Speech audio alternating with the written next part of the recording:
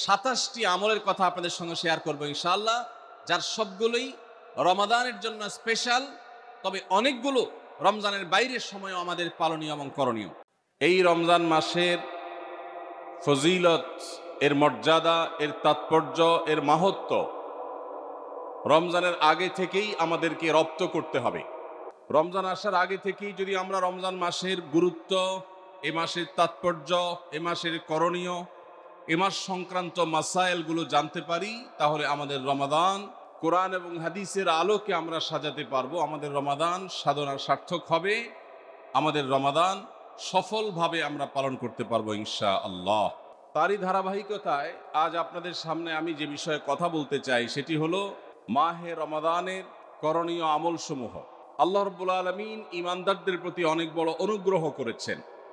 বছরের 11 মাস একজন ঈমানদার, জান্নাত প্রত্যাশী মানুষ জান্নাতের পথে এগিয়ে যাওয়ার জন্য যে পরিমাণ নেক আমল, যে পরিমাণ ইবাদত, যে পরিমাণ তাকওয়ার চর্চা করার কথা, শয়তানের প্ররোচনার কারণে, আমাদের ঈমানের দুর্বলতার কারণে, নানা কারণে সেটাতে আমরা পিছিয়ে থাকি।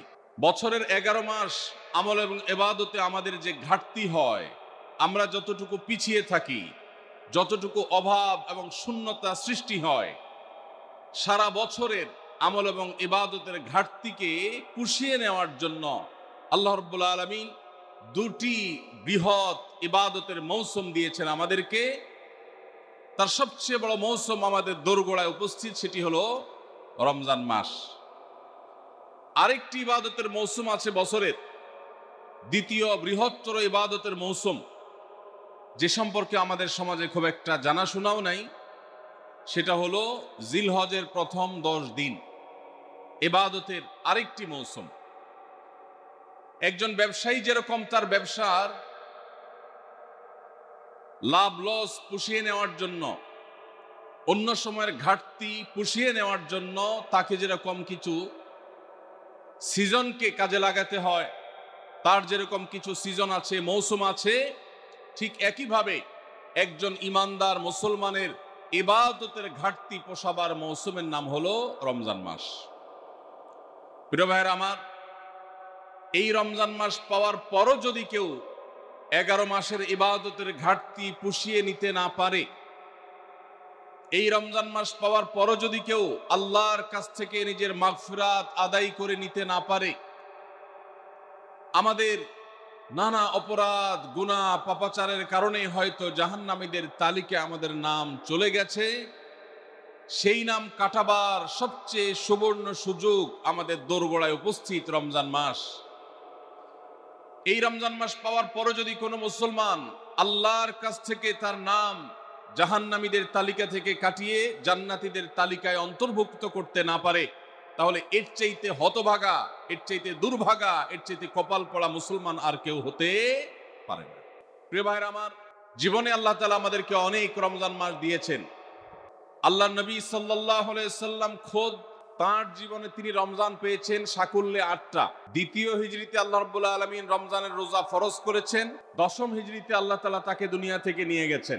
তাহলে সাকুল্যে সর্বোচ্চ 8টা রমজান পেয়েছেন আমাদের নবীজি সাল্লাল্লাহু আলাইহি সাল্লাম। কয়টা রমজান পেয়েছেন? 8টা।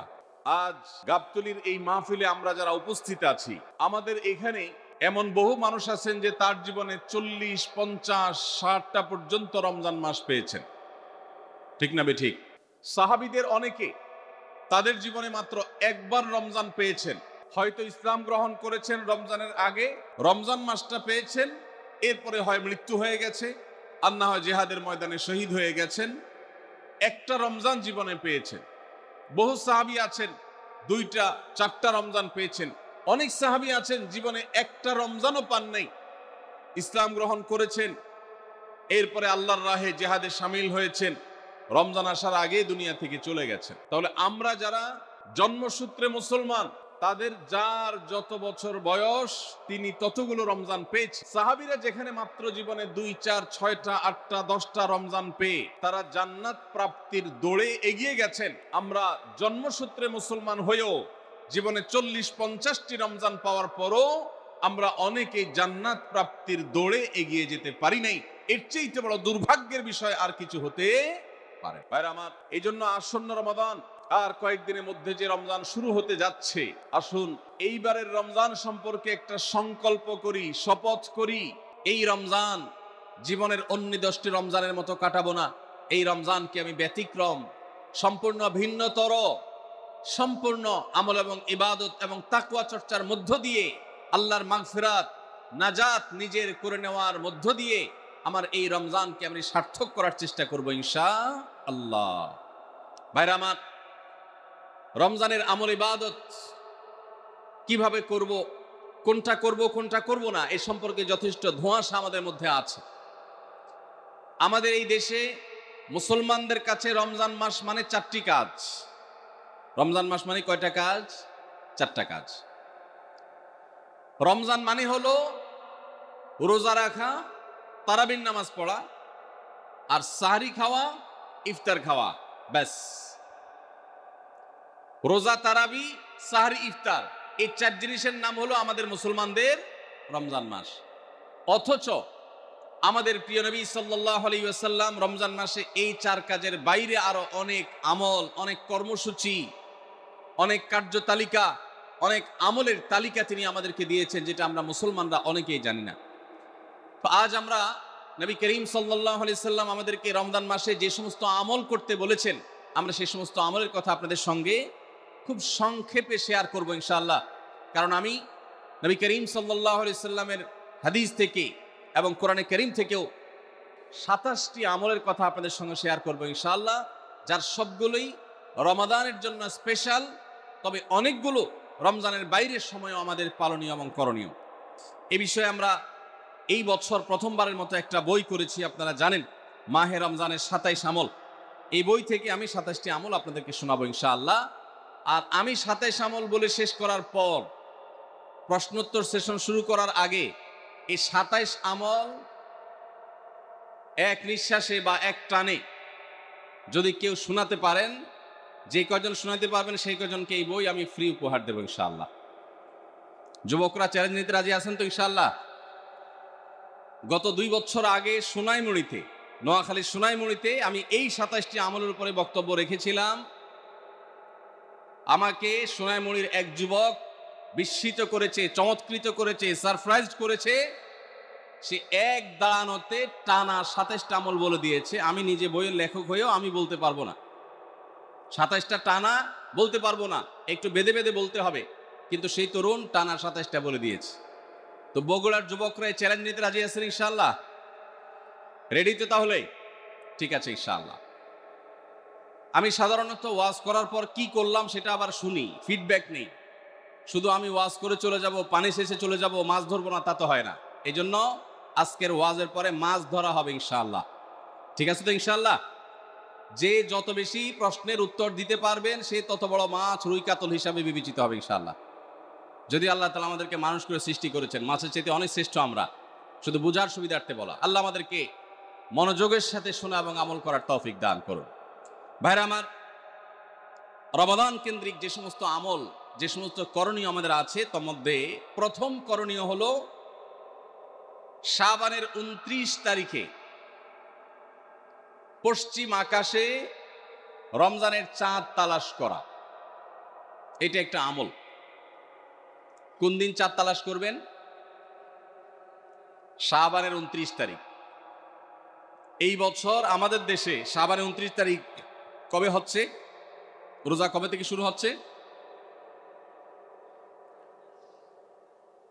তাহলে 29শে শাবান সন্ধ্যায়, যেদিন থেকে রোজা হওয়ার সম্ভাবনা আছে, সেই দিন সন্ধ্যায় মাগরিবের আগে পশ্চিম আকাশের দিকে চাঁদ অনুসন্ধান করার চেষ্টা করে তাকাবেন।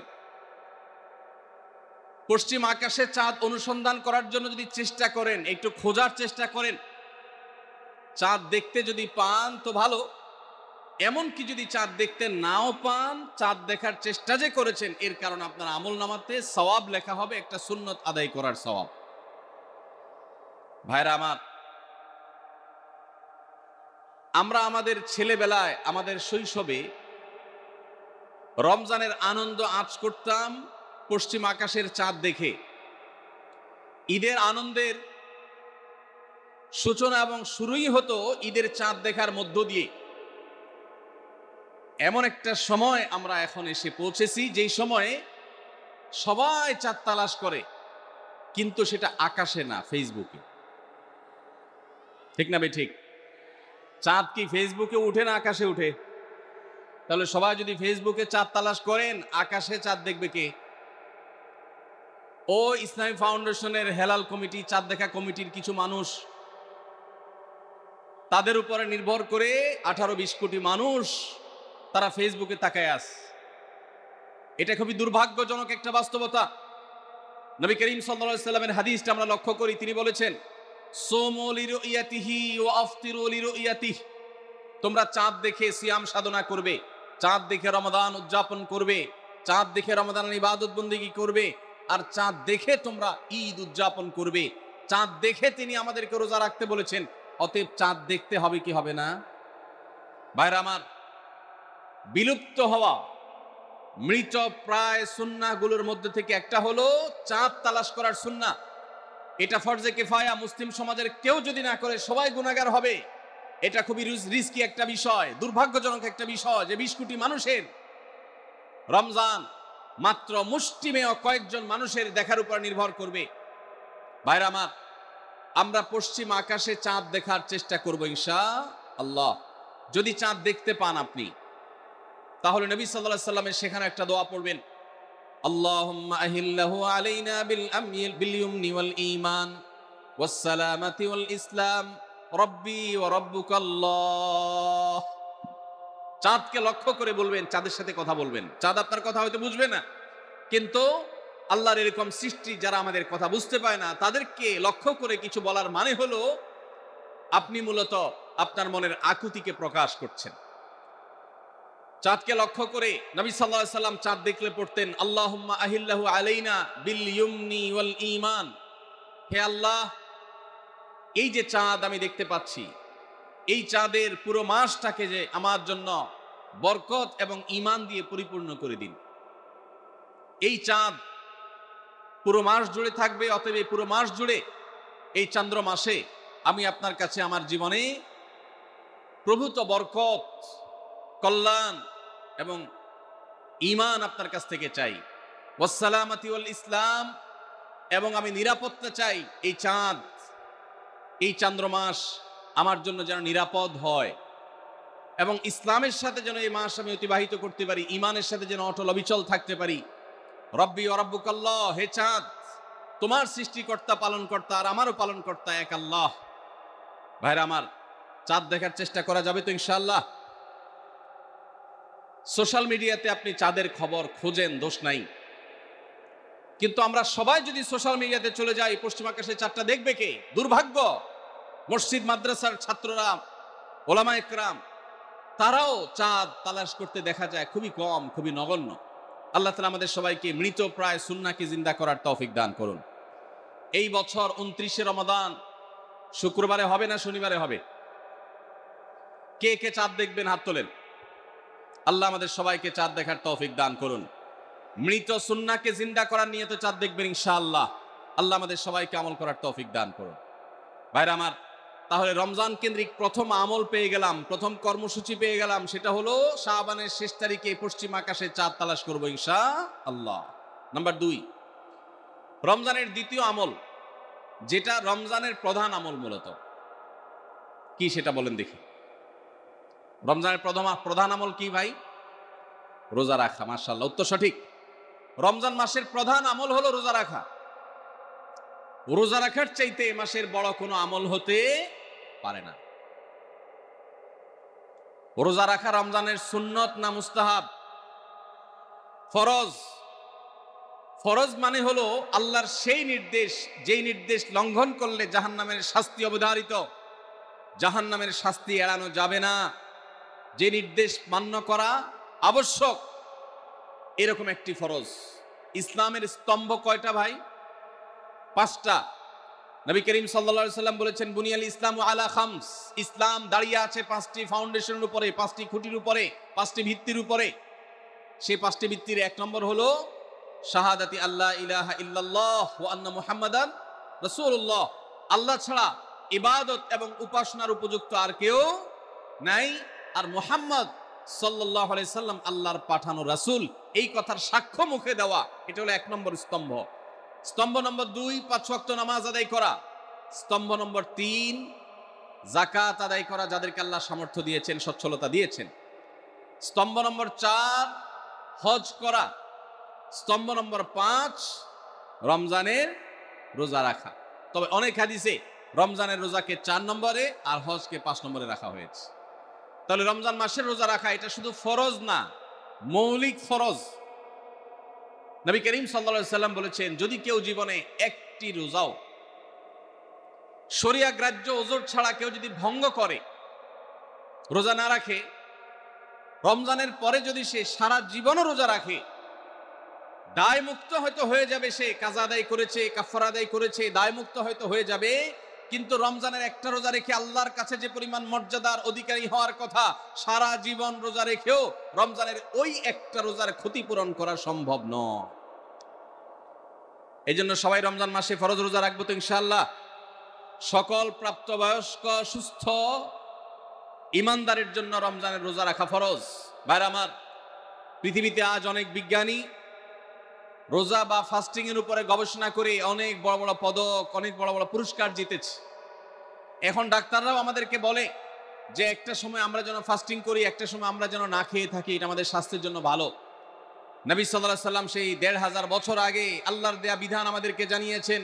রমজানে পুরো মাস রোজা, শাবানে মুহররমে বেশি বেশি নফল রোজা, সোমবার বৃহস্পতিবার সাপ্তাহিক রোজা, চাঁদের 13 14 15 আইয়ামে বীজের মাসিক রোজা। নিয়মিতভাবে এই রোজায় সিয়ামগুলো যদি পালন করি আমরা, তাহলে আল্লাহর সন্তুষ্টি এবং জান্নাত লাভ যেমন হবে, ঠিক একইভাবে আমরা দুনিয়াতে সুস্থ সবল থাকতে পারবো। আমাদের শরীরে অতিরিক্ত যে চর্বি তৈরি হয়, বিশেষ করে আজকের বিশ্ব বাস্তবতায়, এই চর্বিগুলোকে বার্ন করার জন্য রোজার কোনো বিকল্প নাই। যদিও চর্বি বার্নের উদ্দেশ্যে রোজা রাখলে সে রোজা রোজা নয়। আমাদের উদ্দেশ্য হবে আল্লাহর সন্তুষ্টি অর্জন, পাশাপাশি পার্থিব উপকারিতা এমনি পেয়ে যাব। আল্লাহ আমাদের সবাইকে রমজান রোজা রাখার তৌফিক দান করুন। ভাইরা আমার, নবী করিম সাল্লাল্লাহু আলাইহি ওয়াসাল্লাম তিনি বলেছেন, যে ব্যক্তি রমজানে ঈমান এবং ইখলাসের সাথে আল্লাহকে খুশি করবার জন্য রমজান রোজা রাখবে, আল্লাহ তার পূর্বের সমস্ত গুনাহ মাফ করে দিবেন। অনেক যুবক আছেন গ্যাস্ট্রিকের অজুহাতে, অনেকে আছেন প্লাস্টিকের অজুহাতে রোজা রাখেন না। কারো গ্যাস্ট্রিক, কারো প্লাস্টিক। সামান্য একটু রোজা রাখতে যে যুবক পারে না, সে নিজেকে মুসলিম দাবি করে কোন মুখে? মাত্র 12-14 ঘন্টা যে না খেয়ে থাকার মতো চ্যালেঞ্জ নিতে পারে না, সে আবার কিসের মুসলমান দাবি করে নিজেকে? এই জন্য ভাইরা সবাই রোজা রাখবো তো ইনশাআল্লাহ। বাসা বাড়িতে বাচ্চাদেরকে কৈশোর বয়স থেকে তাদেরকে রোজা রাখতে শেখাবেন। সাহাবায়ে কেরাম আশুরার রোজা পর্যন্ত বাচ্চাদেরকে রাখাতেন এবং তাদেরকে খেলনা দিয়ে ভোলাতেন, রোজা রাখতে তাদের সাহায্য করতেন। আজ এমন এক প্রজন্ম আমরা গড়ে তুলছি, যেই প্রজন্ম শুধু ভোগ শিখেছে, ত্যাগ শিখে নাই। বাচ্চা কাচ্চাদেরকে দেখবেন মা বাপ বড় বড় মোবাইল, স্মার্টফোন তাদের হাতে তুলে দিচ্ছেন।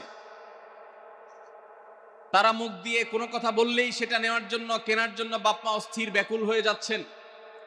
তাদেরকে সংগ্রাম, ত্যাগ, চ্যালেঞ্জ নেওয়া, এগুলো তাদেরকে শেখাচ্ছেন না। মনে রাখবেন, ভোগ করতে কোনো যোগ্যতার দরকার হয় না, ত্যাগ করতে যোগ্যতার দরকার হয়। ভোগ করতে সবাই পারে, ত্যাগ করতে সবাই পারে না। এই জন্য সন্তানকে ভোগ নয়, ত্যাগ শেখাতে হবে। আল্লাহ আমাদেরকে তৌফিক দান করুন। আপনার বাচ্চা যদি রোজা রাখা শিখে, শখ করে রোজা রাখে, তাকে বাধা দিবেন না, তাকে রোজা রাখতে দিবেন।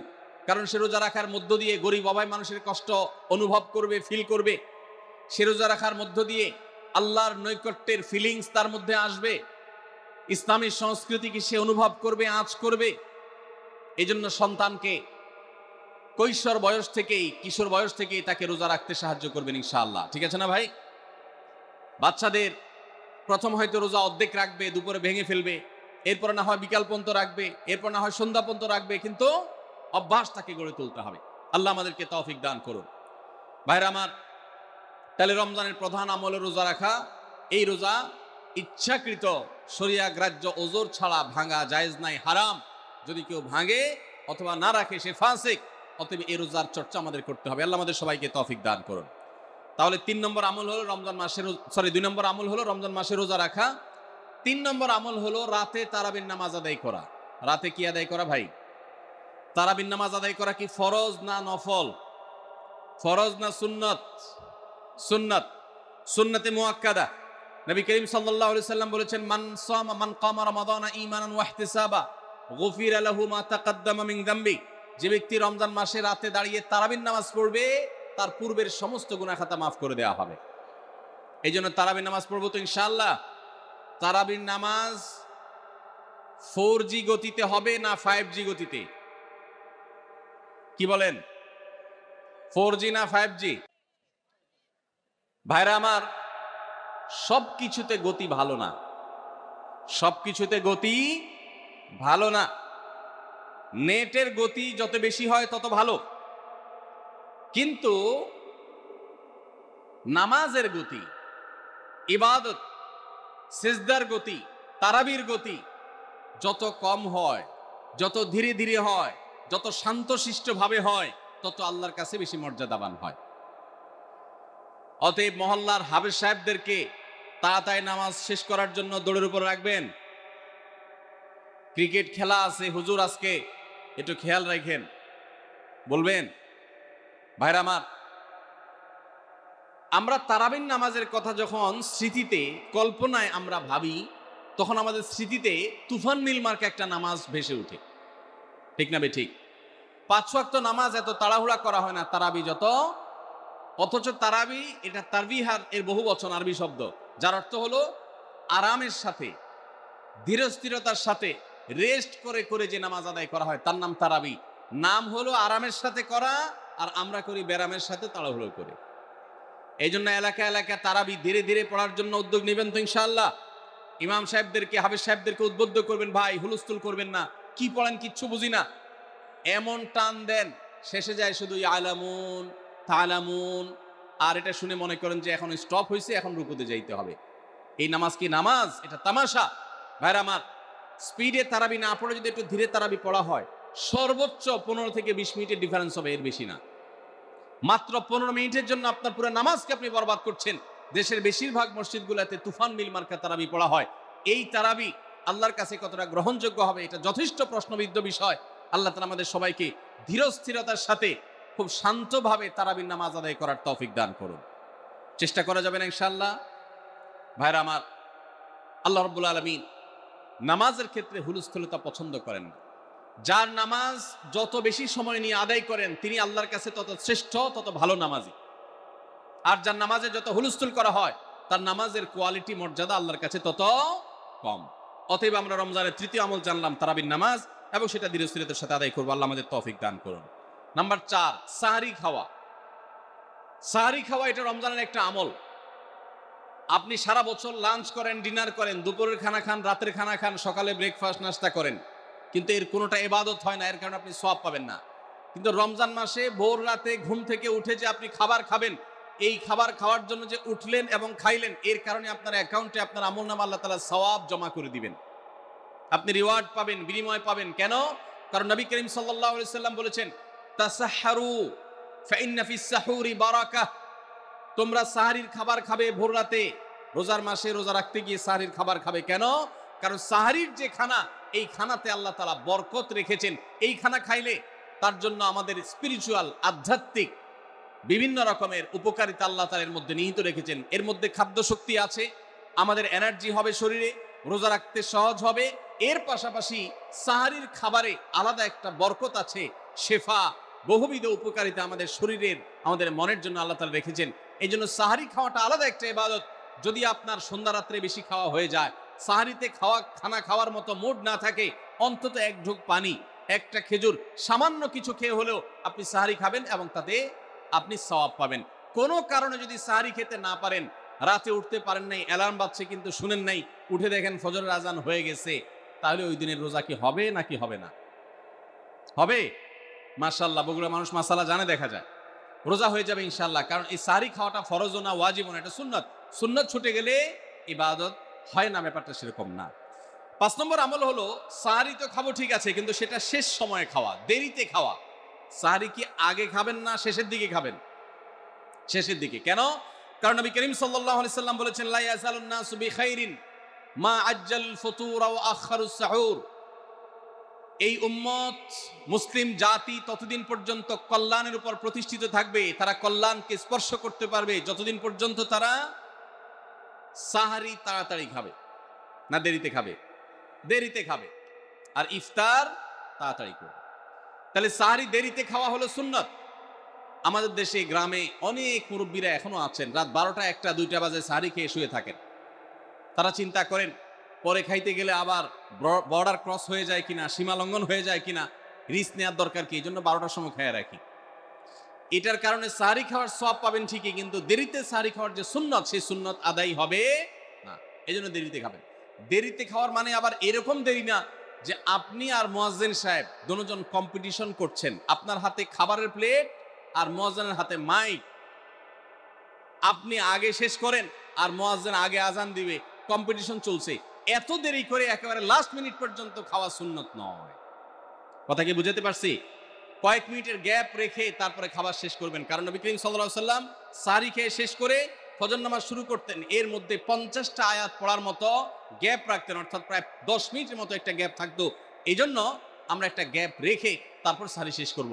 অর্থাৎ ফজরের আজান যদি হয় উদাহরণস্বরূপ 5টা 25 বা 30, তাহলে আমরা 2-4 মিনিট আগে সাহরি খেয়ে শেষ করবো ইনশাআল্লাহ। তাহলে সাহরি দেরি করে খাওয়া, শেষের দিকে খাওয়াটা সুন্নত। আল্লাহ আমাদেরকে আমল করার তৌফিক দান করুন। রমজান মাসে সাহরির নামে একটা নতুন নাটক শুরু হয়েছে এই দেশে, সেটার নাম হলো সাহরি পার্টি। আপনারা শুনেছেন? বিশেষ করে শহরের ছেলেফেলেরা, ইউ পোলাপান, তারা আজকাল ভোর রাতে বন্ধু বান্ধব সহ রেস্টুরেন্টে গিয়া সাহরি পার্টির আড্ডা বাইর করছে। শয়তানি এবং ফাইজলামির আর কোনো জায়গা নাই, সাহরির জন্য পার্টি বাইর করছে, তাও আবার ছেলে মেয়ে একসাথে মিলেমিশে। ভাইরা আমার, সাহরি খাওয়া ইবাদত, এবং সাহরির এই সময়টা দোয়া কবুলের সময়, তাহাজ্জুদের সময়। আল্লাহ তাআলা দুনিয়ার আকাশ থেকে ডেকে ডেকে বান্দাকে ক্ষমা করেন। এই সময়টাতে আড্ডাবাজি করা, এটা হতভাগা ছাড়া আর কারোর কোনো কাজ হতে পারে না। এরপরে 6 নম্বর আমল হলো ইফতার করা। রোজা রেখেছেন কিন্তু ইফতার করেন নাই, রোজা হয়ে যাবে কিন্তু সুন্নাত আদায় হবে না। এই জন্য ইফতার করা একটা সুন্নাত। আল্লাহ তাআলা আরহামুর রাহিমিন, এমন একটা মাস রমজান মাস, সারা বছর কিন্তু আমরা নাস্তা করি। সারা বছর যেটা নাস্তা করি রমজানে সে নাস্তাই করি। পার্থক্য হলো সারা বছর নাস্তা করি সকালে, রমজান নাস্তা করি সন্ধ্যায়। মানুষ দীর্ঘ সময় না খেয়ে থাকার পরে যে খাবার খায় সেটাকেই ব্রেকফাস্ট বলে, সেটাকেই নাস্তা বলে। আরবিতে যে ইফতার বলা হয়, এই ইফতার শব্দের অর্থ কিন্তু নাস্তা। ইফতার শব্দের অর্থ কি? নাস্তা। সারা বছর নাস্তা খেলে কোনো সওয়াব হবে, কিন্তু রমজান মাসে আপনি যদি সারাদিন উপবাস থাকার পর সন্ধ্যায় ব্রেকফাস্ট করেন, অর্থাৎ ইফতার করেন, তাহলে আল্লাহ তাআলা আপনাকে সুন্নাত পালন করার সওয়াব দিবেন। এই জন্য ভাই, ইফতার করা একটা সুন্নাত। 7 নম্বর, ইফতার আবার তাড়াতাড়ি করা আরেকটা সুন্নাত। এটা 7 নম্বর আমল, ইফতারটা একটু তাড়াতাড়ি করা।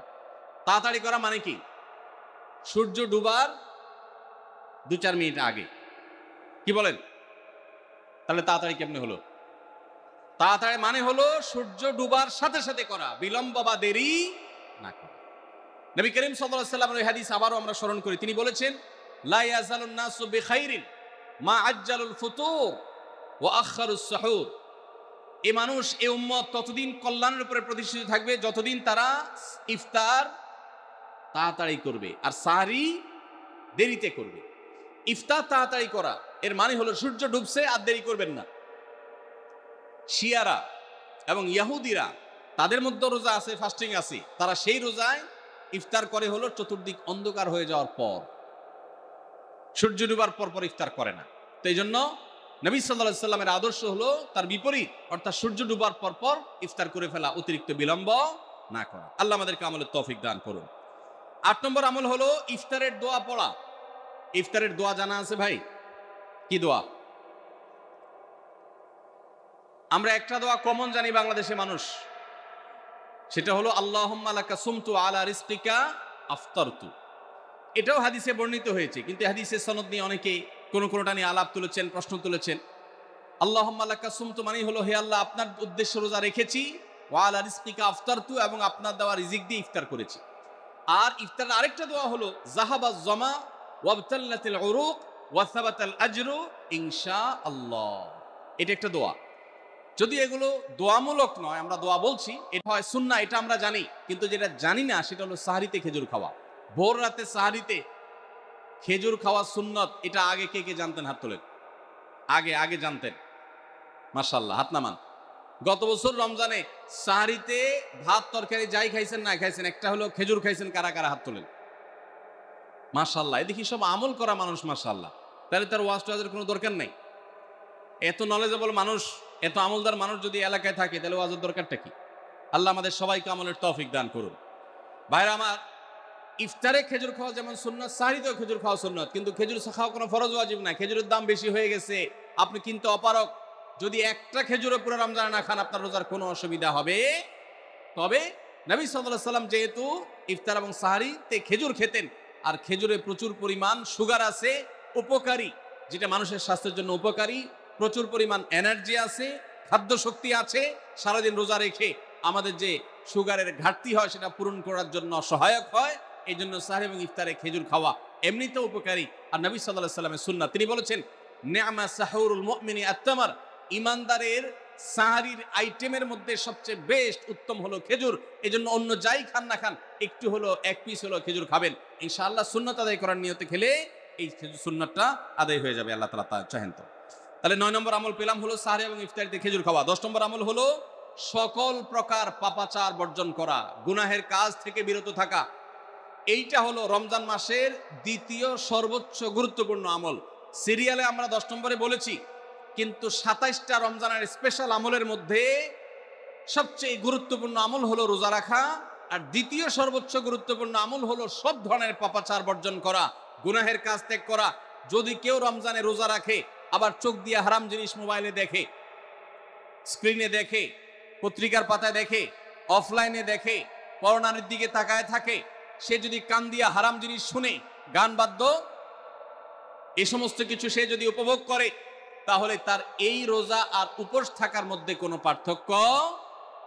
মনে রাখবেন, রোজা শুধু পেটের হয় না, রোজা চোখের হয়, রোজা কানের হয়, রোজা হাতের হয়, রোজা মুখের হয়, রোজা শরীরের প্রত্যেকটা অঙ্গ প্রত্যঙ্গের হয়। একজন মানুষ যখন তার পুরো শরীরের রোজা করে, সে যখন সকল অঙ্গ প্রত্যঙ্গ দিয়ে আল্লাহর আনুগত্য করে, আল্লাহর নাফরমানি থেকে বেরিয়ে আসে, তখন সে সত্যিকারের রোজাদার হয়। আর যে শুধুমাত্র দিনের বেলায় পানাহার বর্জন করে, যৌনাচার বর্জন করে, আর সমস্ত পাপাচার অপকর্ম সে যথারীতি অন্য সময়ের মতো রমজান মাসেও করে, এই রোজাদার পেটের রোজা রেখেছে, কিন্তু তার শরীরের অন্য অন্য অঙ্গ প্রত্যঙ্গগুলো আল্লাহর কথা শুনে নাই, সো সেগুলো কিন্তু রোজা রাখে নাই। এই রোজা আল্লাহর কাছে মাকবুল এবং গ্রহণযোগ্য রোজা হতে পারে না। অতএব আমরা রমজান মাসে সব ধরনের গুনাহের কাজ বর্জন করবো তো ইনশাআল্লাহ। প্রিয় ভাইরা আমার, রোজা কিন্তু আমাদের সাথে কথা বলে। রোজার ভাষা আমরা অনেকে জানি না, কি বলে সেটা অনেকে বুঝি না, কিন্তু রোজা আমাদের সাথে কথা বলে। কি কথা? সিয়াম শব্দের অর্থ, আমরা যেটাকে রোজা বলছি সেটা কোরআনের ভাষায় বলা হয় সিয়াম, হাদিসে বলা হয়েছে সেটাকে সওম বা সিয়াম। এই সওম বা সিয়াম একই শব্দ, এর অর্থ হলো বিরত থাকা। এর অর্থ হলো কি ভাই? বিরত থাকা, ব্রেক দিতে জানা। আল্লাহ রাব্বুল আলামিন রোজার মতো ইবাদত দিয়েছেন আমাদেরকে জীবনে ব্রেক দেওয়ার অভ্যাস গড়ে তোলার জন্য। আমরা যেন ব্রেক দিতে শিখি, আমরা যেন থামতে শিখি, আমরা যেন নিজেদেরকে নিয়ন্ত্রণ করতে শিখি। ইসলামের যে বৈশিষ্ট্য, ইসলামের যে বিউটি, ইসলামের যে সৌন্দর্য, সেটা হলো ইসলাম পৃথিবীর মানুষকে আত্মনিয়ন্ত্রণ করবার কথা বলে। আজ ভোগবাদী পৃথিবীর যেদিকে তাকাবেন, চতুর্দিকে দেখতে পাবেন শুধু ভোগের হাতছানি। দুনিয়াটা মস্ত বড়, খাও দাও আর ফুর্তি করো, শুধুমাত্র ফুর্তি ফুর্তি এবং ফুর্তি, ভোগ এবং ভোগ এবং ভোগ। গোটা পৃথিবী আপনাকে ভোগের কথা বলবে, ত্যাগের কথা বলবে না। ইসলাম আপনাকে ত্যাগের কথা বলে।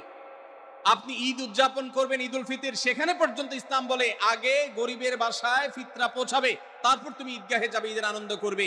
আপনি কোরবানির ঈদে পশু জবাই করে গোশত খাবেন, উৎসব করবেন। ইসলাম বলে ভালো কথা, তুমি উৎসব করবে, তোমাকে উৎসব করতেই দেওয়া হয়েছে, কিন্তু আগে গরিবের বাসায়ও গোশত পাঠাবে ঈদের, সেটা নিশ্চিত করবে, তার পাশাপাশি তুমি ঈদ উদযাপন করবে। আমরা যে রমজানের রোজা রাখি, এই রোজা আমাদেরকে বিরত থাকার কথা বলে। সেই বিরত থাকাটা কি? সেটা হলো আমরা যখন রোজা রাখি আমাদের পিপাসা হয়, আমাদের ক্ষুধা লাগে, পিপাসা হয়, আবার হাতের সামনে হয়তো পানিও আছে, আমার ক্ষুধা লাগে, হাতের সামনে হয়তো খাবারও আছে, কেউ দেখছেও না, সিসি ক্যামেরাও নেই, বদ্ধ রুমে কক্ষের মধ্যে, কিন্তু আমি রোজাদার। কোন রোজাদার রোজার মধ্যে খায়, পান করে? কেন? কারণ সে জানে আল্লাহ নিষেধ করেছেন। আমরা যখন ইফতার সামনে নিয়ে বসে থাকি সন্ধ্যাবেলায়, ভাইরা আমার, সারা বছর নাস্তা তো আল্লাহ তাআলা কম হোক বেশি হোক সবাইকে করার তৌফিক দেন, আমরা সবাই তো কম বেশি নাস্তা করি। সারা বছর আপনি যদি বুফে গিয়ে 100 আইটেমের নাস্তা দিয়েও আপনি খাবার গ্রহণ করেন, সকালের ব্রেকফাস্ট আপনি খান, ইফতারের সময় মাত্র 2-4টা আইটেম নিয়ে বসে থেকে আজানের জন্য, সূর্য ডুবার জন্য যে অপেক্ষা করেন, ওই অপেক্ষার সময় যে অবর্ণনীয় স্বাদ আর তৃপ্তি পাওয়া যায়, পৃথিবীর সমস্ত খাদ্য গ্রহণের মধ্যেও এই তৃপ্তি বা স্বাদ নাই।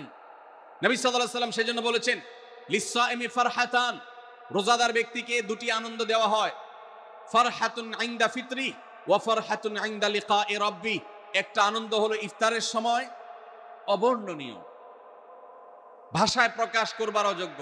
কি ভালো লাগে কাজ করে, ইফতারের জন্য আমরা বসে আছি, খাবার সামনে আছে রকমারি, শীতল শরবত সামনে আছে, রকমারি খাবারের পসরা সাজানো আছে টেবিলে, দস্তরখানে, এদিকে পেটে ক্ষুধাও আছে, কিন্তু আমরা মিনিট গুনছি, আমরা সময় দেখছি, ঘড়ির দিকে তাকিয়ে আছি, সূর্য কখন ডুববে। সূর্য ডুবেছে আর সাথে সাথে আমরা ইফতার করছি। এই যে আল্লাহর নির্দেশের অপেক্ষা, ইসলাম রোজার মাধ্যমে আমাদেরকে সেই শিক্ষাটা দিতে চায়। রোজা আমাদের সাথে সেই কথা বলে যে দেখো, তুমি জীবনে বিরত থাকতে শিখো, গোটা পৃথিবী তোমাকে ভোগ শিখাবে, ইসলাম তোমাকে ত্যাগ শিখাবে, ইসলাম তোমাকে কন্ট্রোল করা শিখাবে। আমাদের তরুণদের চরিত্রকে নষ্ট করবার জন্য, তাদেরকে নানাভাবে উস্কানি দেওয়ার জন্য, বিনোদনের নামে, নিউজের নামে, বিজ্ঞাপনের নামে, বিভিন্ন নামে অশ্লীল নানা দৃশ্য, খোলামেলা দৃশ্য তাদের সামনে দেখানো হয়, ভোগের আহ্বান করা হয়। ইসলাম বলে, হে মুসলিম তরুণ, তোমার চোখের এরিয়ার মধ্যে কোনো পরনারী, কোনো সুন্দরী নারী পড়ে গেছে, তুমি আঁচ করতে পেরেছ, সাথে সাথে তোমার দৃষ্টিকে তুমি নিয়ন্ত্রণ করো, অবনত করো। কুল্লিল মুমিনিনা ইয়াগুদ্দু মিন আবসারিহিম ওয়া ইয়াহফাযু ফুরুজাহুম। আল্লাহ বলেছেন, হে রাসূল বলে দিন ঈমানদার পুরুষদেরকে, তারা যেন তাদের চোখগুলোকে নামিয়ে রাখে, তাদের সম্ভ্রমকে তারা সংরক্ষণ করে। মনে রাখবেন, যা খুশি তা করতে পারা এটা যোগ্যতা নয়। নিজেকে নিয়ন্ত্রণ করলাম, যা খুশি তা করব না, এর নাম হলো যোগ্যতা। ডায়রিয়ার রোগী ডাইরেক্ট হয়ে যায়, যা খুশি যে করে, নিজের মন যেদিকে তাকে নাচায় সেদিকে নাচে, এই লোকটা অসুস্থ মানুষের মতো। আর মুসলিম যুবক, মুসলমান মানুষ, নারী পুরুষ, সে নিজেকে নিয়ন্ত্রণ করে। আল্লাহ এটা হারাম করেছেন, আমার মন চায়, চাইলেই আমি সেটা নিতে পারি, কিন্তু আমি নেব না। আমি একটা জিনিস ধরতে পারি, আল্লাহ হারাম করেছেন, সেজন্য আমি ধরবো না। এই শিক্ষাটা রমজান আমাদেরকে দেয়। অতএব রমজানের সবচেয়ে গুরুত্বপূর্ণ আমল হলো এই 10 নম্বর আমল, সেটা হলো পাপাচার বর্জন করা। নবী সাল্লাল্লাহু আলাইহি সাল্লাম বলেছেন, যে ব্যক্তি রমজানে রোজা রাখলো আর পাপাচার বর্জন করলো না, তাহলে এই রোজা রাখার উপোস থাকার ভিতরে কোনো পার্থক্য নাই। আল্লাহ আমাদের সবাইকে রমজান মাসে রোজা থেকে সকল হারাম, সকল নাজায়েজ কাজ, সকল গুনাহের কাজ ছাড়ার তৌফিক দান করবেন। আমি ভাইরা আমার, 11 নম্বর আমল হলো অধিক পরিমাণ দোয়া করা। রমজান মাসে রোজা রেখে আমরা বেশি বেশি দোয়া করব। চলতে ফিরতে, উঠতে বসতে দোয়া করতে পারেন। আমাদের মায়েরা অনেকে শুনছেন আমাকে, রমজান মাসে আপনি গৃহস্থলী কাজ করছেন, রান্নাবাড়া করছেন, ঘর ঝাড়ু দিচ্ছেন, আর মনে মনে আল্লাহর সাথে কথা বলেন। দোয়া মানে আল্লাহর সাথে কথোপকথন। আল্লাহ, আপনি আমাকে মাফ করে দেন, আমার বাবাকে মাকে মাফ করে দেন, সন্তানগুলোকে হেদায়েত দান করেন, চোখের পানি ফেলেন। নিয়মতান্ত্রিক দোয়া, বসে বসে হাত তুলে দোয়া করবেন কেবলামুখী হয়ে। আবার চলতে ফিরতে, উঠতে বসতে, এমনকি ওযু নাই সে অবস্থায় দোয়া করবেন। নবী সাল্লাল্লাহু আলাইহি সাল্লাম বলেছেন, 3 ব্যক্তির দোয়া ফিরিয়ে দেওয়া হয় না। কয় ব্যক্তির দোয়া? সালাসুন লা তুরাদ্দু দাওয়াতুহুম। 3 শ্রেণী মানুষের দোয়া ফিরিয়ে দেওয়া হয় না। এর ভিতরে এক শ্রেণী হলেন মাজলুম, কারোর জুলুমের শিকার হয়েছে। এই ব্যক্তি জালেমের বিরুদ্ধে যে তার মনের আকুতি থাকে, বদদোয়া থাকে, আল্লাহ সুবহানাহু ওয়া তাআলা এটা ফিরিয়ে দেন না। এই জন্য পৃথিবীর ইতিহাসের কোন জালিম আপনি দেখাতে পারবেন না যেই জালিমকে আল্লাহ ছেড়ে দিয়েছেন, আল্লাহ ছাড় দিয়েছেন কিন্তু চূড়ান্ত ভাবে ছেড়ে দিয়েছেন, এমন কোন জালিম আপনি দেখাতে পারবেন না। এই জন্য ভাই কখনো কোন অবস্থাতে কারো প্রতি আমরা জুলুম করব না, আল্লাহ আমাদেরকে সেটা মানার তৌফিক দান করুন। তাহলে 3 ব্যক্তির দোয়া কবুল হয়, ফেরত দেওয়া হয় না। তার ভিতরে একজন হলো মাজলুম, যার প্রতি আপনি জুলুম করেছেন, সে আপনার বিরুদ্ধে যে বদদোয়া করে, এটা লাগবেই লাগবে, আজ হোক আর 2 দিন পরে হোক। নাম্বার 2, মুসাফির, যে ব্যক্তি সফরে আছে, সফররত অবস্থায় সে যদি দোয়া করে, সে দোয়া আল্লাহ তাআলা কবুল করেন। 3 নম্বর হলো রোজাদার ব্যক্তি, আসসাইম হাত্তা ইফতির, রোজাদার ব্যক্তি সারাদিন ভর রোজা করলে ইফতার রাগ পর্যন্ত, সারাদিন দোয়া করলে ইফতার রাগ পর্যন্ত তার দোয়া কবুল হয়। এই জন্য রোজা রেখে আমরা বেশি বেশি আল্লাহর কাছে দোয়া করবো ইনশাআল্লাহ। চলতে ফিরতে উঠতে বসতে মনে মনে আল্লাহর সাথে কথা বললেন, চাওয়া তাওয়াকে পেশ করলেন, বাস এটাই হলো দোয়া। এটা হলো আমাদের রমজান মাসের 11 নম্বর আমল, বেশি বেশি দোয়া করা। 12 নম্বর আমল হলো মিথ্যা এবং কাজ পরিহার করা। রমজানের সকল পাপাচার তো পরিহার করবই, বিশেষভাবে মিথ্যা কথা, মিথ্যা কাজ পরিহার করা। কারণ নবীজি সাল্লাল্লাহু আলাইহি ওয়াসাল্লাম এর জন্য আলাদা নির্দেশ করেছেন। তিনি বলেছেন, মাল্লাম ইয়াদা কাউলা যুরি ওয়াল আমালা বিহি ফালাইসা লিল্লাহি হাজা আন ইয়াদা তাআমাহু ওয়া শারাবা। যে ব্যক্তি রমজানের রোজা রেখে মিথ্যা কথা, মিথ্যা কাজ ছাড়লো না, তার উপোস থাকায় আল্লাহর কোনো ঠেকা পড়ে নাই। 13 নম্বর আমল হলো অশ্লীলতা এবং বিবাদ, বিতণ্ডা, ঝগড়া, এগুলো পরিহার করা। কারণ নবী করিম সাল্লাল্লাহু আলাইহি ওয়াসাল্লাম তিনি আমাদেরকে রমজান মাসে রোজা রেখে অশ্লীলতা পরিহার করতে বলেছেন। মোবাইলে হারাম জিনিস দেখলেন, টেলিভিশনে হারাম জিনিস দেখলেন, বা কোনো পত্রপত্রিকাতে খারাপ জিনিস, নিষিদ্ধ জিনিস দেখলেন, পর্নারীর সৌন্দর্য দেখে আপনি হারাম স্বাদ নেয়ার চেষ্টা করলেন, তাহলে আপনার রোজার অঙ্গহানি হলো, রোজা প্রাণহানি হলো। এই রোজা রোজা নয়। এই জন্য এটাকে রমজান মাসে পরিহার করতে হবে, অন্য সময় তো বটেই। এবং সেই সাথে কেউ যদি আপনার সাথে ঝগড়া করতে আসে, নবীজি শিখাই দিয়েছেন, ফালিয়াকুল ইন্নী সায়েম, কেউ রোজা রাখা অবস্থায় ঝগড়া করতে আসলে বলবেন, ভাই আমি রোজাদার, আমি তোমার ঝগড়ার জবাব দিতে পারবো না। তাহলে ঝগড়া পরিহার করার জন্য রমজান মাসে আমরা এক্সারসাইজ করবো। 14 নম্বর, যে কোনো ভালো কাজ, যে কোনো নেকামল রমজান মাসে বেশি বেশি করবেন। কেন? কারণ রমজানের শুরুতে একজন ঘোষক বলে, ইয়া বাগিয়াল খাইরি আকবিল, হে ভালো কাজ প্রত্যাশী, যে ভালো কাজ করতে চাও, রমজান মাসটাই হলো ভালো কাজের সওয়াব বেশি পাওয়ার।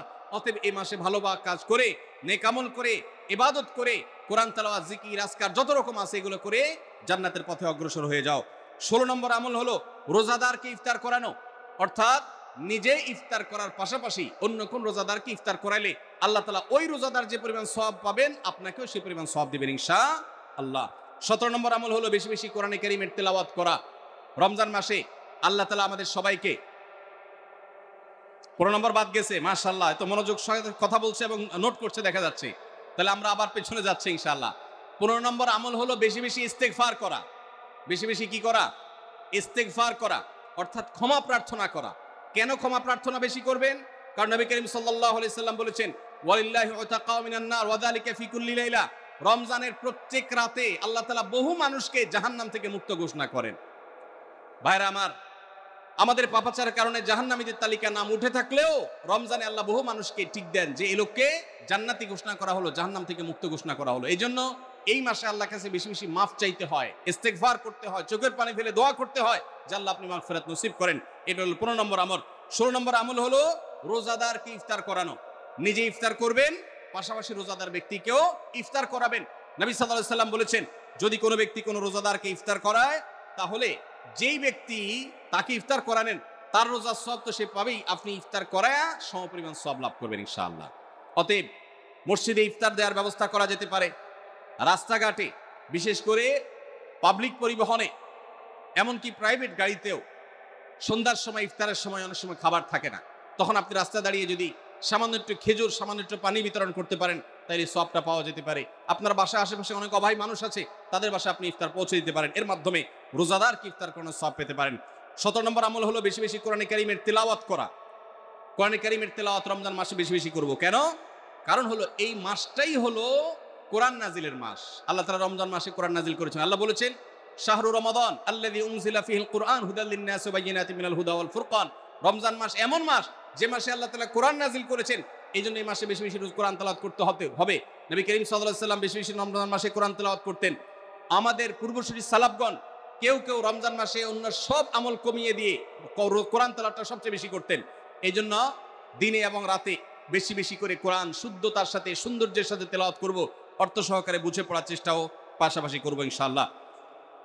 18 নম্বর আমল হলো কোরআন পরস্পরকে শোনাশুনি করা, বুঝে পড়া। অর্থাৎ আপনি কোরআন তেলাওয়াত করবেন, আপনার স্ত্রী শুনবে, আপনার মা শুনবে, আপনার বোন শুনবে, আবার তারা তেলাওয়াত করবে, আপনি শুনবেন।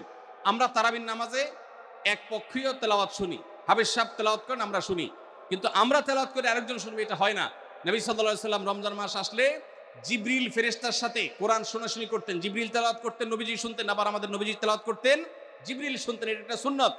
এই সুন্নতটা বিলুপ্ত হয়ে গেছে, এটা নিয়ে চর্চা নাই। এই জন্য আমরা এটা বাসা বাড়িতে নতুন করে জিন্দা করব। আল্লাহ আমাদেরকে তৌফিক দান করুন। 19 নম্বর আমল হলো দান সাদাকা বেশি বেশি করা। নবীজি সাল্লাল্লাহু আলাইহি সাল্লাম এমনিতেই প্রচুর পরিমাণ দান করতেন, কিন্তু রমজান আসলে তার দানশীলতার পরিমাণ আরো বেড়ে যেত। এই জন্য অভাবী, প্রতিবেশী, গরিব দুঃখী সবার ঘরে ঘরে আমরা আমাদের সাধ্য অনুযায়ী দান পৌঁছানোর চেষ্টা করব রমজান উপলক্ষে। এটা রমজানের 19 নম্বর স্পেশাল আমল, বিশেষ আমল। 20 নম্বর রমজানের কর্মসূচি হলো ভোর রাতে দোয়া করা। কারণ সারা বছর ভোর রাতে তাহাজ্জুদের নামাজ পড়া বা দোয়া করার সুযোগ আমাদের হয় না, কিন্তু রমজানে সাহরি খেতে তো এমনি উঠেন, অতএব এই টাইমে দোয়া কবুল হয়। 24 ঘন্টার ভিতরে দোয়া কবুলের সবচেয়ে মোক্ষম সুযোগ, সবচেয়ে আদর্শ সময় হলো এই তাহাজ্জুদের সময়টা। ভাইরা আমার, ঢাকার একটি বড় কোম্পানি, বাংলাদেশের সবচেয়ে বড় শিল্প প্রতিষ্ঠান বললে ভুল হয়তো হবে না, অন্তত এটুকু বলা যায় যে প্রথম 3-4টি বড় প্রতিষ্ঠানের একটি। এরকম একটা প্রতিষ্ঠানের একজন কর্মকর্তা বছর 2-3 আগে আমার সাথে হঠাৎ দেখা। তিনি আমাকে দেখে বেশ আবেগ আপ্লুত হলেন এবং অনেকটা জড়িয়ে ধরলেন এবং বললেন, ভাই, আপনার একটি আলোচনা থেকে আমার জীবনের ভিতরে এমন এক পরিবর্তন আসছে যেটা অকল্পনীয়, অভাবনীয়। তো আমি একটু কৌতূহল হয়ে জানতে চাইলাম কোনটা সেটা। তখন তিনি বললেন, ভাই, আমার জীবনে এমন একটা রোগ হয়েছে, যেই রোগ ট্রিটমেন্ট করার জন্য দেশে বিদেশে বিভিন্ন জায়গায় গিয়েছে, কোনো চিকিৎসা এর আমি পাই নাই।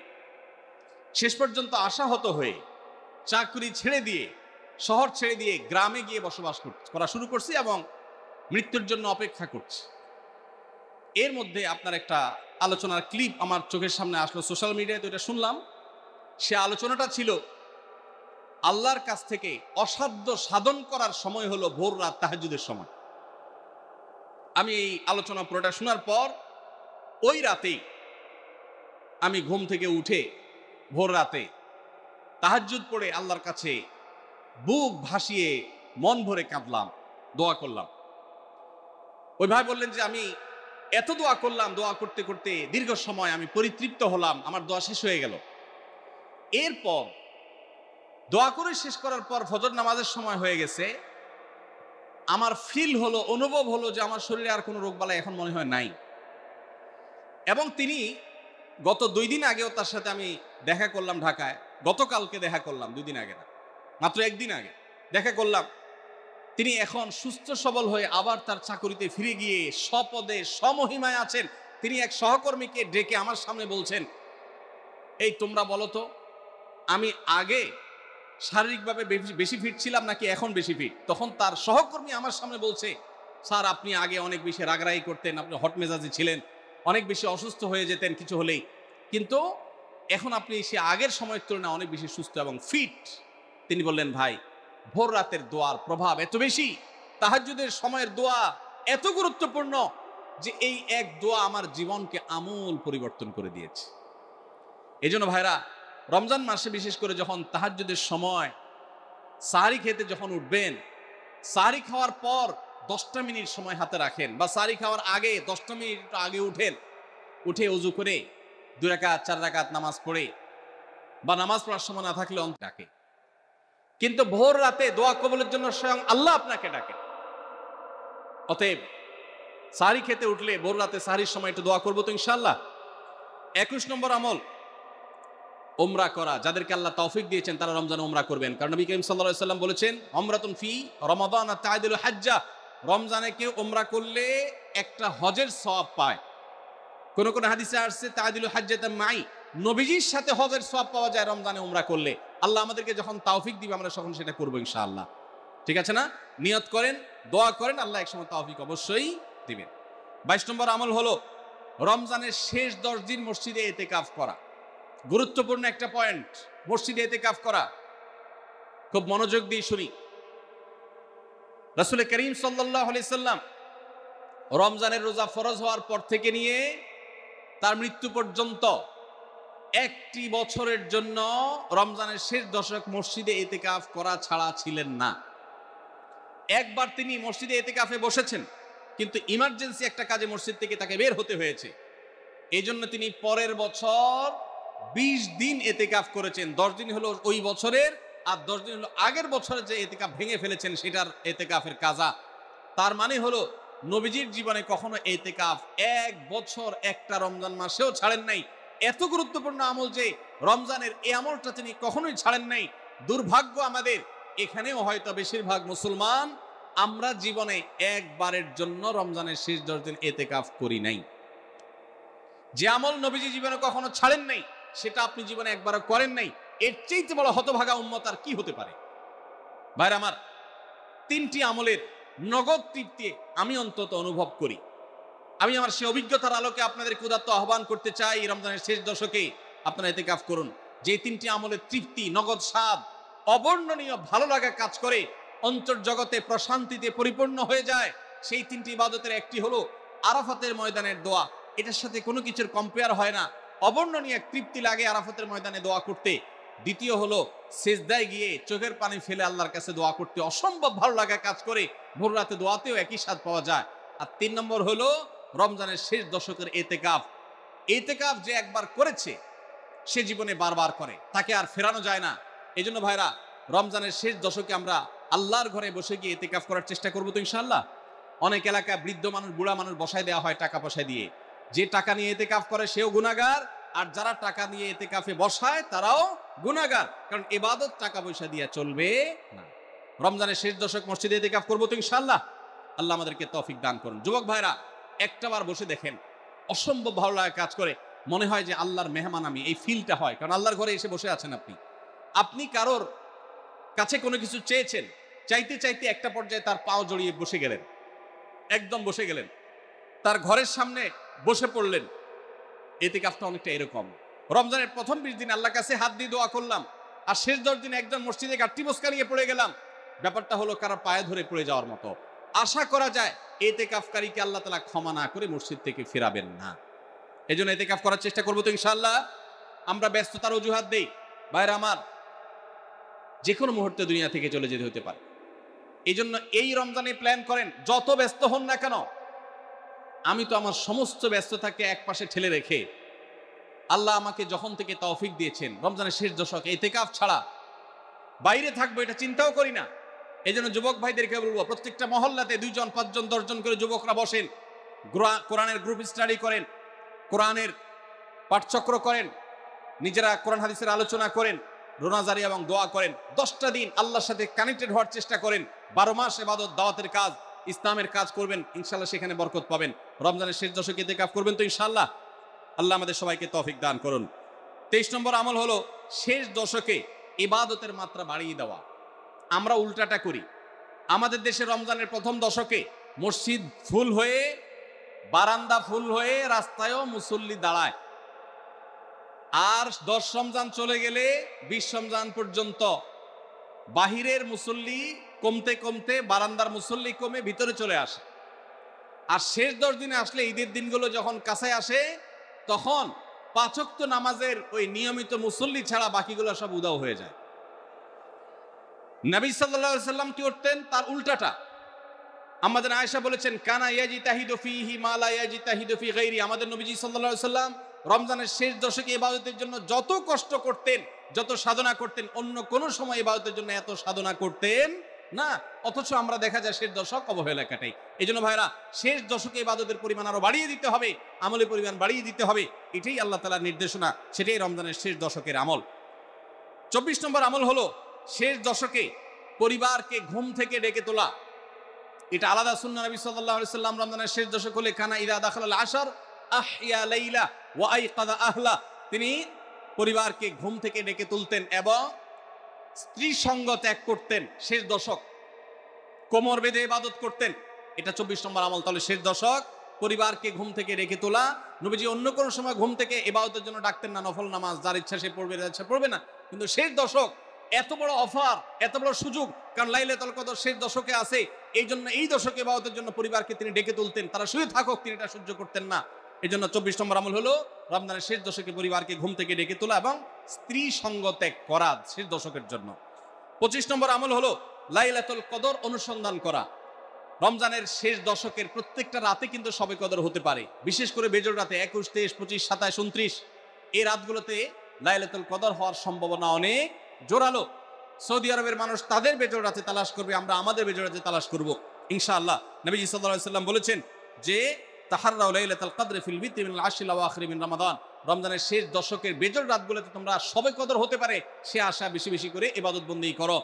লাইলাতুল কদর ইবাদতকে আল্লাহ বলেছেন লাইলাতুল কদরে খায়রুম মিন আলফি শাহর, 1000 মাস, 1000 মাস ইবাদত করলে যে সওয়াব পাওয়া যাবে লাইলাতুল কদরের এক রাতের ইবাদতের সওয়াব তার চাইতে বেশি হবে। সেই রাত কোনটা আল্লাহ নির্দিষ্ট করেন নাই, এজন্য শেষ দশকের প্রত্যেকটা রাতেই ইবাদত করার চেষ্টা করা, স্পেশালি বেজোড় রাতগুলোতে। 26 নম্বর আমল হলো লাইলাতুল কদরের আশায় বিশেষ দোয়া পড়া। সেটা কি? আল্লাহুম্মা ইন্নাকা আফুউন তুহিব্বুল আফওয়া ফাআফু আন্নি, আল্লাহ আপনি ক্ষমাশীল, আপনি ক্ষমাকে ভালোবাসেন, অতএব আমাদেরকে ক্ষমা করে দিন। এটা রমজানের শেষ দশকের প্রত্যেক রাতে পড়বেন। যে রাতটা একটু শান্ত শিষ্ট, একটু শীতল, একটু বৃষ্টিভাব, একটু লাইলাতুল কদরের আবহাওয়া বোঝা যায়, সেই রাতকে লাইলাতুল কদর আশা করে প্রত্যাশা করে বেশি বেশি দোয়া পড়বেন, আল্লাহুম্মা ইন্নাকা আফুউন তুহিব্বুল আফওয়া ফাআফু আন্নি। তাহলে 26 নম্বর আমল হলো লাইলাতুল কদরের দোয়া পড়া। আর 27 নম্বর সর্বশেষ আমল হলো ফিতরা আদায় করা। অর্থাৎ রমজান মাসের রোজাতে যদি ভুল ত্রুটি হয়, এটা রিফাইন্ডের কাজ হয়ে যায়, রিফ্রেশমেন্টের কাজ হয়ে যায় ফিতরার মাধ্যমে। প্রত্যেক সচ্ছল ব্যক্তি তার নিজের পক্ষ থেকে, নিজের স্ত্রী এবং নিজের ছোট বাচ্চাদের তরফ থেকে ফিতরা আদায় করবেন। প্রাপ্তবয়স্ক সন্তান থাকলে তারা তাদেরটা আদায় করবে, আর না হলে বাপু তাদেরটা আদায় করতে পারে। ফিতরা স্বরূপ গরিবদের বাসায় একদিনের খাবার এটা পৌঁছে দিতে হবে। এটা হলো ফিতরা। ঈদের নামাজের আগ পর্যন্ত এটা আদায় করার নির্দেশ নবী সাল্লাল্লাহু আলাইহি ওয়াসাল্লাম দিয়েছেন। তাহলে 27 নম্বর আমল হলো ফিতরা আদায়। এটার মাধ্যমে রমজানের আমল শেষ হয়ে যাবে। আমি আবার এক নজরে 27টি আমল আপনাদেরকে বলে দিচ্ছি। নাম্বার 1 চাঁদ দেখা, নাম্বার 2 রোজা রাখা, নাম্বার 3 তারাবির নামাজ আদায় করা, নাম্বার 4 সাহরি খাওয়া, 5 নম্বর আমল হলো শেষ সময় সাহরি খাওয়া, 6 নম্বর আমল হলো ইফতার করা, 7 নম্বর আমল হলো তাড়াতাড়ি ইফতার করা, এবং 8 নম্বর আমল হলো ইফতারের দোয়া পড়া, 9 নম্বর আমল হলো সাহরি এবং ইফতারে খেজুর খাওয়া, 10 নম্বর আমল হলো রমজান মাসের সকল গুনাহ বর্জন করা, 11 নম্বর আমল হলো বেশি বেশি দোয়া করা, 12 নম্বর আমল হলো মিথ্যা কথা এবং কাজ পরিহার করা, 13 নম্বর আমল হলো অশ্লীলতা এবং ঝগড়া বিবাদ রমজানের রোজা রেখে না করা, 14 নম্বর আমল হলো ভালো কাজের পরিমাণ এই মাসে বাড়ায় দেওয়া, 15 নম্বর আমল হলো বেশি বেশি আল্লাহর কাছে ক্ষমা চাওয়া, কারণ এই মাসে আল্লাহ বেশি ক্ষমা করেন মানুষকে, 16 নম্বর আমল হলো অন্য রোজাদারকে ইফতার করানো, তাদের বাসায় ইফতার পাঠানো, আর 17 নম্বর আমল হলো বেশি বেশি কোরআন তেলাওয়াত করা, 18 নম্বর আমল হলো কোরআন নিজে পড়ে আরেকজনকে শোনানো, আবার তার তেলাওয়াত নিজে বসে শোনাশুনি করা, 19 নম্বর আমল হলো দান সাদেকা করা, 20 নম্বর আমল হলো তাহাজ্জুদ এবং বিশেষ করে ভোর রাতে সারি খেতে উঠে দোয়া করা, আর 21 নম্বর আমল হলো উমরা করার সামর্থ্য থাকলে, 22 নম্বর আমল হলো ইতিকাফ করা শেষ দশকে, 23 নম্বর আমল হলো শেষ দশকের বেজোড় রাতে, শেষ দশকের প্রত্যেকটা রাতে ইবাদতের পরিমাণ বাড়িয়ে দেওয়া এবং বিশেষভাবে রাত্রি জাগরণ করা শেষ দশক। আর 24 নম্বর আমল হলো শেষ দশকে নিজের পরিবারকে ঘুম থেকে ডেকে তোলা, স্ত্রী সঙ্গ ত্যাগ করা, 25 নম্বর আমল হলো লাইলাতুল কদর অনুসন্ধান করা, 26 নম্বর আমল হলো লাইলাতুল কদরের বিশেষ দোয়া পাঠ করা, আর 27 নম্বর আমল হলো ফিতরা দেওয়া। আল্লাহ আমাদের সবাইকে এই 27টা আমল দিয়ে আমাদের রমজান মাসকে সাজাবার তৌফিক দান করুন। ভাইরা আমার, এবার শুনানির পালা। মুখস্থ 27